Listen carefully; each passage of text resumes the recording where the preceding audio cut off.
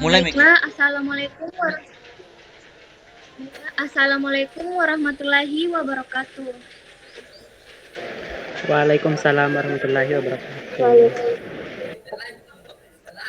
Baik, baiklah untuk adik-adikku sekalian, eh, baiklah untuk adik-adikku sekalian yang telah tergabung dalam pertemuan Google Meet online kita kali ini. Saya harap untuk memulai pembelajaran kita pada siang hari ini ada baiknya kita berdoa terlebih dahulu. Berdoa sesuai dengan kepercayaan kita masing-masing. Berdoa dimulai.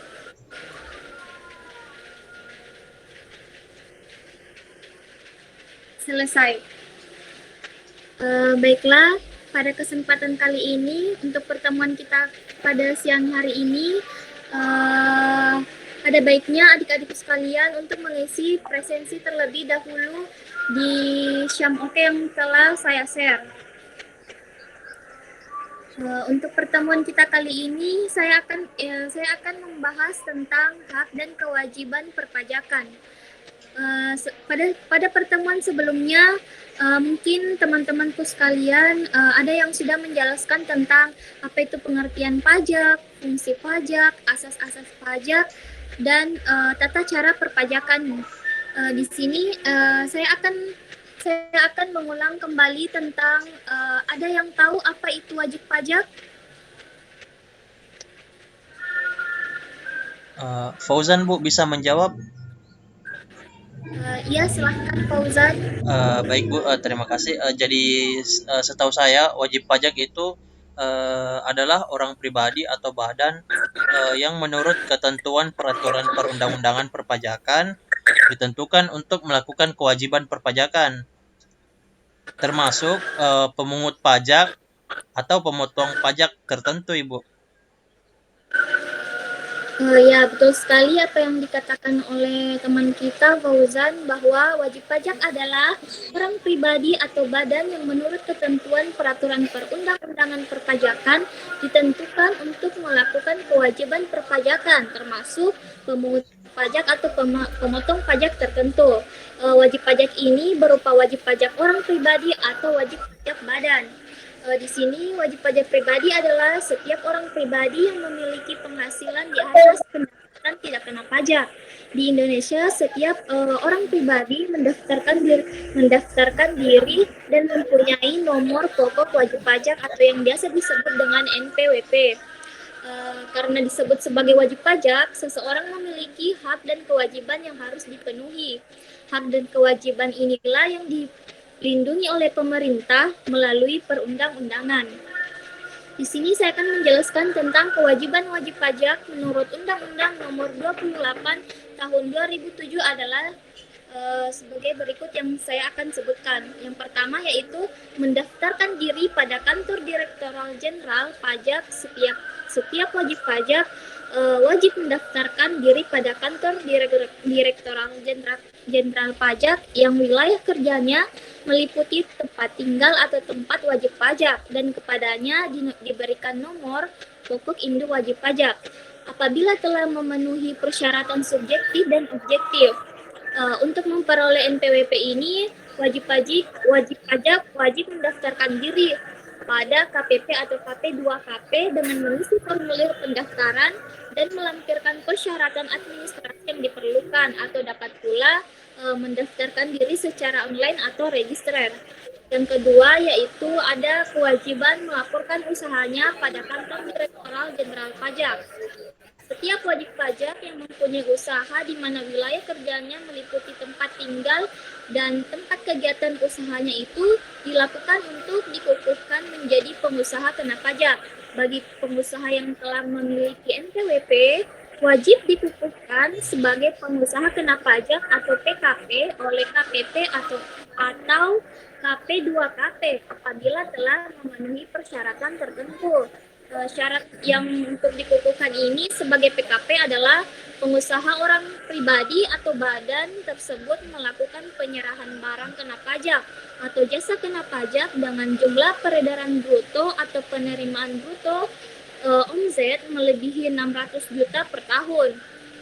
pengusaha ini tidak memenuhi persyaratan, dapat juga melaporkan usahanya untuk dikukuhkan sebagai PKP.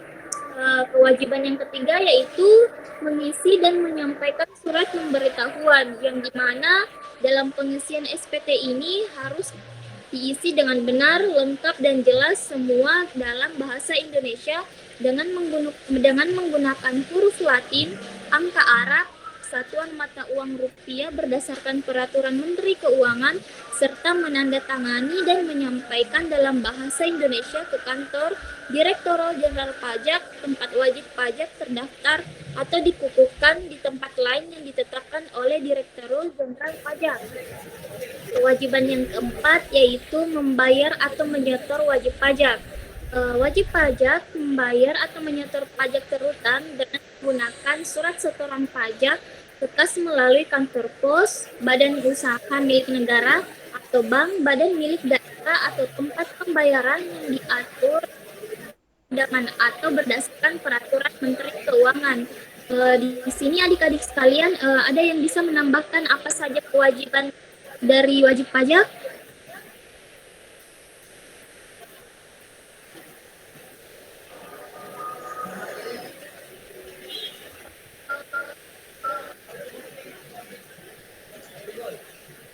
Baiklah, kalau tidak ada, saya akan melanjutkannya. Yang kelima itu ada kewajiban menyelenggarakan pembukuan atau pencatatan bagi wajib pajak orang pribadi yang melakukan kegiatan usaha atau pekerjaan bebas, dan wajib pajak badan diwajibkan melakukan pembukuan. Sementara pencatatan dilakukan oleh WP pribadi yang melakukan kegiatan usaha atau pekerjaan bebas yang diperbolehkan menghitung penghasilan neto, dan WP orang pribadi yang tidak melakukan kegiatan usaha atau pekerjaan bebas atau pekerjaan lepas. Kewajiban yang selanjutnya yaitu kewajiban menaati pemerintah wajib pajak. Pertama, wajib pajak yang menaati ketentuan pemeriksaan pajak, misalnya memperlihatkan dan atau meminjamkan buku atau catatan dan dokumen yang menjadi dasarnya, dan dokumen lain yang berhubungan dengan penghasilan yang diperoleh. Kewajiban yang ketujuh yaitu kewajiban melakukan pemotongan dan pemungutan pajak. Pemotongan dan pemungutan pajak di sini dilakukan oleh WP terhadap pihak lain dalam rangka melaksanakan pemerintah Undang-Undang PPH seperti Pasal 21, Pasal 22, Pasal 23, Pasal 24, Pasal 26, dan Undang-Undang PPN. Pajak yang telah dipotong atau dipungut tersebut harus disetorkan ke kas negara melalui bank. Kewajiban yang ke-8 yaitu membuat faktur pajak setiap pengusaha kena pajak atau PKP. Setiap pengusaha wajib pajak kena pajak ini harus membuat faktur pajak untuk setiap barang kena pajak atau BKP atau jasa kena pajak atau JKP. Dan yang terakhir yaitu ada kewajiban kalkulasi bea materai dalam Undang-Undang Bea Materai Nomor 13 Tahun 1985 disebutkan bahwa bea material merupakan pajak yang dikenakan atas dokumen. Sampai di sini adik-adikku sekalian paham tentang kewajiban wajib pajak?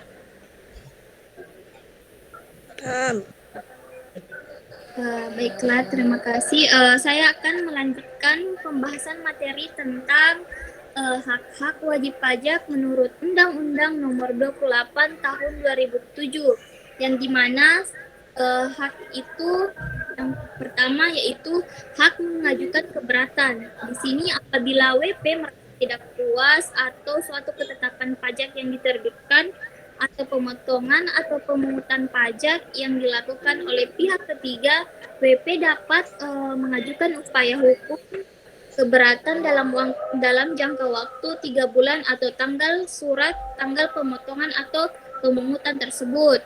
Yang kedua yaitu ada hak untuk memperpanjang jangka waktu penyampaian surat pemberitahuan batas waktu penyampaian SPT tahunan pajak penghasilan untuk paling lama 3 bulan setelah akhir tahun pajak. dan menyampaikan SPT paling lama 20 hari setelah akhir masa pajak.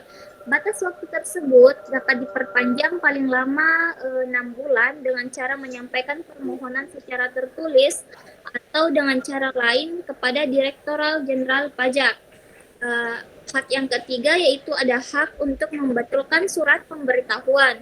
Apabila dalam penyampaian SPT terdapat kesalahan atau kekeliruan dalam pengisian, WP diberikan kesempatan untuk membetulkan dengan syarat Direktur Jenderal Pajak belum melakukan tindakan pemeriksaan.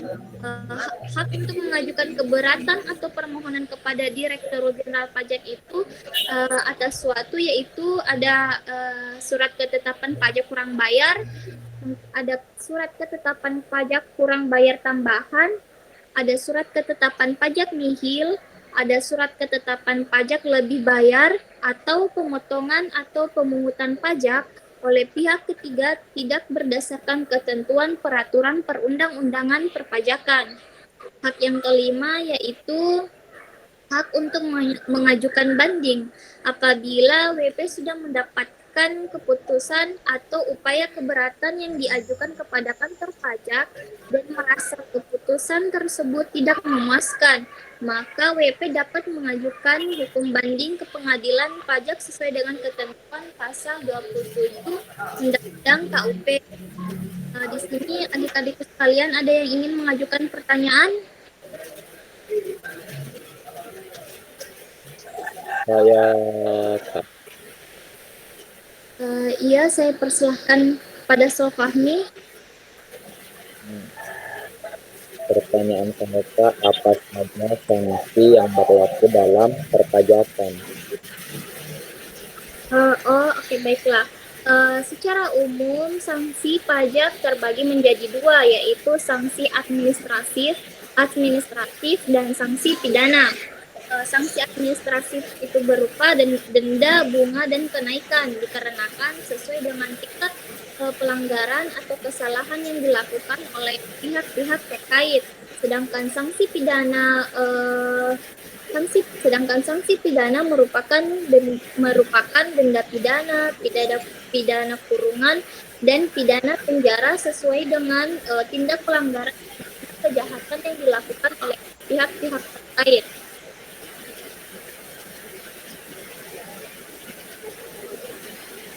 Bagaimana dengan Sulfahmi? Sudah mengerti dengan apa itu sanksi-sanksi pajak? Iya Kak, makasih. Oke, selanjutnya saya akan membahas tentang lebih rinci bagaimana itu sanksi administratif. Di sini sanksi administratif dalam pajak adalah pembayaran kerugian yang ditimbulkan wajib pajak kepada negara. Pembayaran kerugian tersebut dapat berupa denda, bunga, dan kenaikan bayar. Sanksi yang dikenakan sesuai dengan jenis pelanggaran atau kesalahan yang dilakukan oleh wajib pajak. Yang kedua yaitu sanksi pidana. Selain sanksi administratif, sanksi pidana juga dapat mengancam pihak yang melakukan pelanggaran atau kesalahan. Hukum pidana diterapkan karena terindikasi adanya tindak pelanggaran atau ketidaksengajaan atau tindak kejahatan atau kesengajaan dalam pembayaran pajak. Pelanggaran atau kesalahan berat yang dilakukan dapat menimbulkan kerugian bagi negara dan orang itu sendiri. Sampai di sini dari materi yang kakak jelaskan, semoga adik-adikku sekalian bisa paham apa itu kewajiban dan hak wajib pajak. Semoga untuk pertemuan selanjutnya dapat memahami lebih rinci lagi mengenai apa-apa saja yang menjadi hak dan kewajiban bagi seseorang dalam pajak.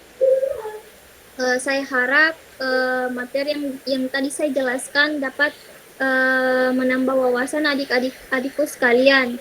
Selanjutnya saya akan memberikan tugas dalam bentuk saya akan memberikan tugas yang saya akan share di Syam Oke. dan batas pengumpulannya yaitu 2 hari dari hari ini. Semoga adik-adik dapat mengerjakannya dengan baik. Itulah materi yang dapat saya bawakan pada pertemuan kali ini. Saya ucapkan terima kasih kepada yang telah bergabung. Semoga pertemuan kita dapat berkah dan bisa dipahami dengan baik. Sekian, wassalamualaikum warahmatullahi wabarakatuh.